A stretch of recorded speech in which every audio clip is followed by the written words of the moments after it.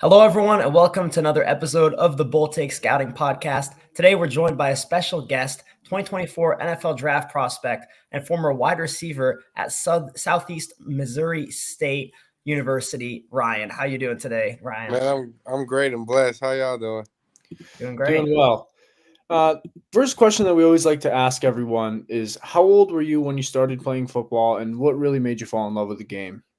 All right, so my pops was actually a pee wee football coach, and he used to take me to practice since I was 3 years old. And when I as I was three, I always asked him, man, can I play? Can I play? Because I always watched him practice. And he said, just wait till you 5. And on my 5th birthday, I woke him up. I was like, man, I'm 5. What's up? He signed me up for football, so I've been playing football since I was 5, and it's So, always been a love of mine. so you're a lifer then. You're on the Yeah. football field since 3. So I mean, obviously you've been on the football field for a long time. Do you have a favorite memory so far to this point? Um, I say my first touchdown. I remember it like it was yesterday. I was a running back, and I think I was like 12 yards out from the end zone, got a handoff, and just ran it in. And my pop's face was just so happy, and the crowd was going wild. That was like the biggest moment of my life. That's really awesome. So Yeah. let's retrace your football journey and how you've ended up right now on the cusp of being potentially an NFL draft pick. And so you actually took a pretty unordinary route, going from being an unheralded recruit and really earning your marks at a D2 school, Central Missouri, and then spending time also at the JUCO level at Iowa Western. So what went through those first couple years of bouncing around between these couple of places at these lower levels and really getting ready to break out once you got to Southeast Missouri and put your name on NFL radars? Yeah, for sure. It like taught me a lot of stuff. Just going D2 out of high school. Not a lot of people from D2 make it, but it's a lot of ballers in D2.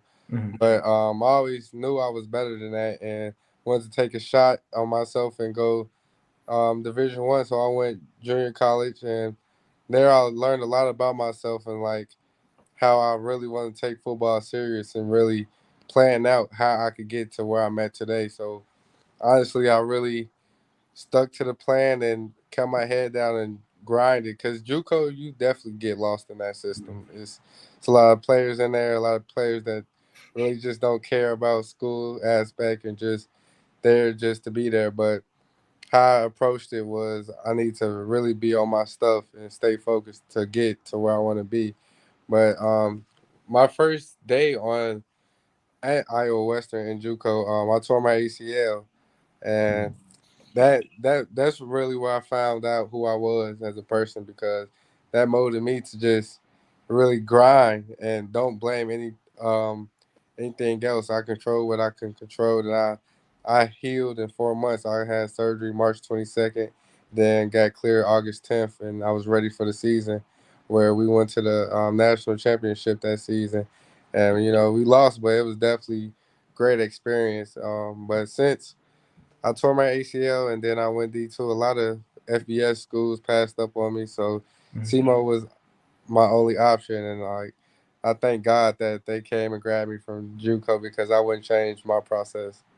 Yeah, absolutely. And that's a really impressive recovery timeline, but I'm sure it was a brutal blow. And throughout that time playing at these lower levels and when you had to go into rehab, was the NFL something that was really on your mind and you really believed throughout that whole time that you could make it in the league? Or is that something that became a realistic goal more recently in your football career?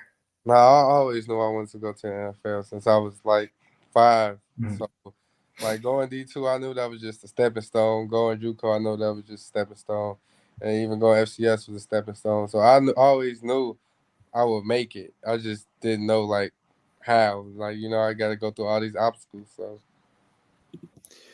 Yeah, and obviously it was a long process to get you to Southeastern Missouri, but that's obviously really where you broke out. That's where your last season was. What kind of went into deciding to return to Southeastern Missouri versus like trying to go FBS? Because obviously you had a great season. So what kind of went into those decisions?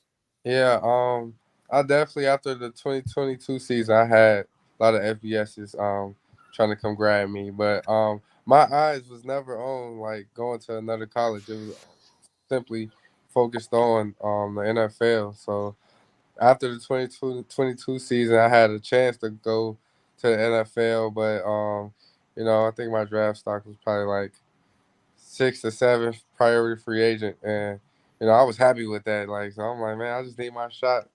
But a lot of scouts and my coaches, told me just come back and show that you're consistent, and you probably get a combine invite, you probably get a Reese's Bowl invite because 2022 I didn't have none of those invites, but coming back I got the Reese's Bowl invite and the combine invite, and I really got to show like people who I am. So I think that was a smart decision to come back just to stay at SEMO and show my loyalty.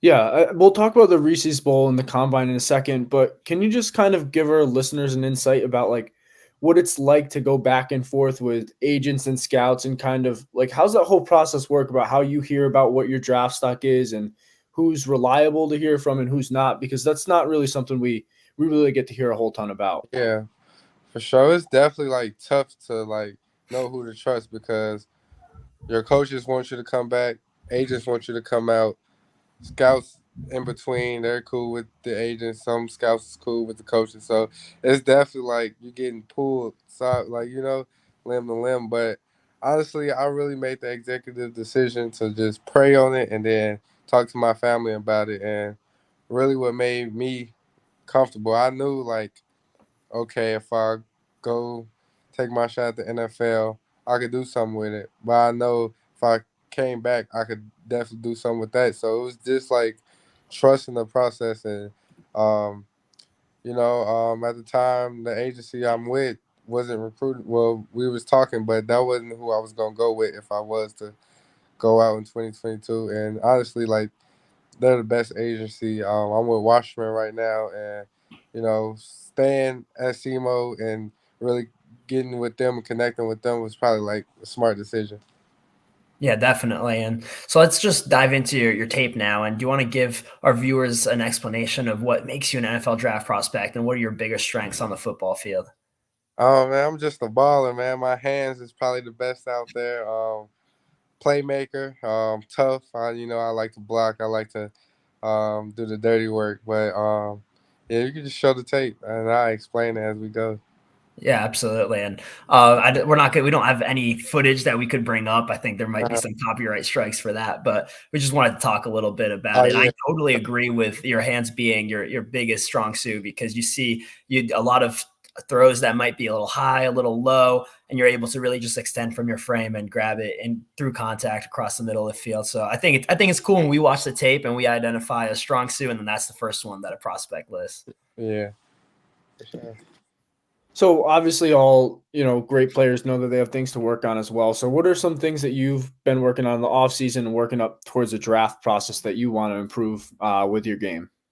Really like recovery, honestly, and mobility. At the Division 2 level, at junior college level, even FCS level, you're not really exposed to like the cold plunges, the saunas, the just therapy, like like these FBS schools get. So coming here, I'm training in California in Los Gatos at Cal Strength, and coming here like opened my eyes to like a whole new world because I'm doing hot yoga every Monday. I'm doing Pilates. I'm doing contrasting where I go in the sauna for 20 minutes, then cold plunging. And I really just feel like my body's feeling way better and looser. So, and that will help me with my route switch. I want to, get more separation out of my break. And I feel like that's really helping me. Yeah, I mean, I think that's kind of an underrated thing, the recovery aspect of people think, oh, you just go do it on the field, but it's at least as important what you do off the field to recover and make your body ready to go the next day. Do you have any NFL players that you kind of model your game after or that you look up to? I looked up to Jerry Rice, and it was crazy. I got to meet him, so I was like fangirling kind of at the combine. I said, "Man, that's Jerry Rice." So I instantly ran over to him, introduced myself. But that's somebody I grew up watching, and like I really love like his work ethic. But players I get compared to is probably like Dez Bryant, the big body type dynamic receivers. So I'll definitely say like Dez Bryant, Mike Evans, or Jamar Chase. Yeah, those are definitely good guys to learn from, and it's super cool that you got to meet Jerry Rice, and you're in the same draft class as his son Brendan, that Yeah. works out. So that's awesome. And let's look at your draft process and what you've been through the last couple months. And one of those first steps for you after the season ended was to head to Mobile, Alabama, and compete in the Senior Bowl, which is a really prestigious event, an all-star showcase in front of a lot of scouts. What was that week like, both in terms of being able to showcase your talent to teams and meet with them, and also just get to learn from that environment from coaches there, different type of players and media and all that? Man, it was like amazing because I got to prove myself. A lot of players there didn't recognize my helmet. A lot of, Mhm. media there didn't recognize my helmet. So I really had to pop. So I think the first day, the first practice, I believe I went 5 for 5 in one-on-ones. I was blocking my tail off and team. I was making a lot of plays in Skelly. So that was something like my biggest focus was on like really putting the Flournoy name out there. Like, who is Ryan Flournoy? Like, that's really what I wanted to do because I got invited to the Hula Bowl, was on my way there, but then the week of I got invited to the East West. And when I was packing for the East West, I got the call that I moved up to the Senior Bowl. So I'm Yeah. like, man, God really wants me to, show the world who I am. But it was definitely an awesome week. Awesome players, like everything, the festivities, the everything just behind the scenes of the game was definitely fun and amazing experience. Yeah, absolutely. And you followed that up a few weeks later by going to the combine where you really put on a show. Your numbers, just to list off a few of them, you ran 4.44 in the 40, you jumped 11 foot in the broad, 39.5 in the vert. One really cool stat was that you were the second fastest receiver in the gauntlet at 19.81 miles per hour, which is a really cool translator to NFL success, and be able to actually carry that speed through a route and through catching the football. And so what was that week like? And just getting to put those numbers next to your name and show like, well, maybe I'm a small school guy, but I've got big time athleticism. Yeah, I definitely say it was nerve wracking. Like, you know, I've been training since January 1st just for that moment, and all the nerves get there, and you're like, man, it's finally here. So you don't want to mess up. You want to show the world like what you're capable of. But honestly, after all the nerves and jitters got away, probably the night of, I was fine. I was having fun. I was just like a little kid out there. I was like a 12-year-old boy just showing what I can do for real. Yeah, I mean, obviously you had a really great combine. Costa talked about the numbers. Another important piece of both the combine and the Senior Bowl are the interviews. So I'm sure you interviewed with a handful of NFL teams. So how did those interviews go? Man, they went well. A lot of teams like review my film and then they'll quiz me on the play, and I really feel like I crushed it. I'm a smart football player. I've been playing the game since I was 5, so I know a lot of football. But like during the interviews, is really getting to know my character and getting to know where I come from. I feel like teams like me. Are there a couple teams in particular that you can pick out where those interviews either felt really good, or just any specific ones where you felt like teams showed a little extra interest? Um, I say Chargers, the Bills. It's definitely like I talked to think all 32 teams, and I was pretty confident after every meeting, just being myself and not faking anything. So I feel like I really felt comfortable with all 32. Yeah, that's really great. And you had one more opportunity, your pro day a few days ago. But now that all of that's in the rear view mirror, the Senior Bowl, the combine, your pro day, what does the rest of the draft process look like for you? Yeah, so my pro day I didn't really do anything. I was just there for more support of my teammates. But I'm attending Mizzou's pro day, which they're gonna have a lot of scouts. They got a lot of great, prospects coming out of Mizzou. So I'm gonna attend there. I'm gonna do the pro agility, L drill, and do some routes there. And then next step is just stay in condition and hopefully get some visits for some teams. Yeah, absolutely. And so while you're training and maintaining your shape, what is like a typical day? You said I think you mentioned you were training out in California. So like what's a typical day like for you? So I give you today Wednesday. So we get up at 8 a.m. Eat breakfast, and then we'll go out to the field.